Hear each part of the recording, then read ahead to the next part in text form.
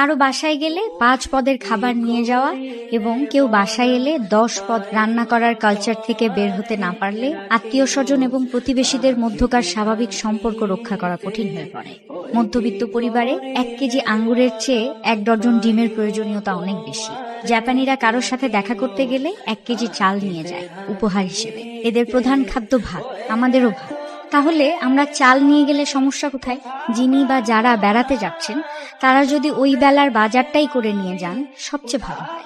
সেগুলোই রান্না হবে, মেহমান এবং মেজবান কারোরই সমস্যা হবে না, কষ্ট হবে না। বাসায় 2টো বাচ্চা থাকলে সাথে 5 টাকা দামের 2টো চকলেট নিয়ে যান, কোনো সমস্যা নেই। যারা 10 পদ রান্না করেন বা যারা 10 পদের রান্না না দেখলে মনে করেন সমাদর করা হয়নি ঠিক মতো, সবারই মনে রাখা উচিত তৃপ্তি ভরে খাওয়া যায় 2 পদ, আরেকটা পদ যোগ হতে পারে আগে বা পরে সাপ্লিমেন্টারি হিসেবে।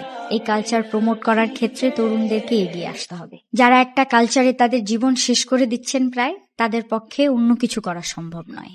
আর এ সমস্ত প্রবলেমে সবচেয়ে বেশি ভোগে মধ্যবিত্ত সংসারের মানুষজন। সবসময় টানাপোড়েনের মধ্যে জীবন চলে যায়। আত্মীয় স্বজনদের মন রক্ষা করতে গিয়ে, কালচার বজায় রাখতে গিয়ে নিজেদের সংকটে পড়তে হয়। তাই বলি, আপনার সামর্থ্যের মধ্যে আত্মীয় স্বজন, প্রতিবেশী সবাইকে আপ্যায়ন করার চেষ্টা করুন। আর যাদের মনে হবে আপনি ঠিকঠাক মতো সার্ভ করতে পারছেন না, ভুলেও তাদের মন রক্ষা করার চেষ্টা করবেন না।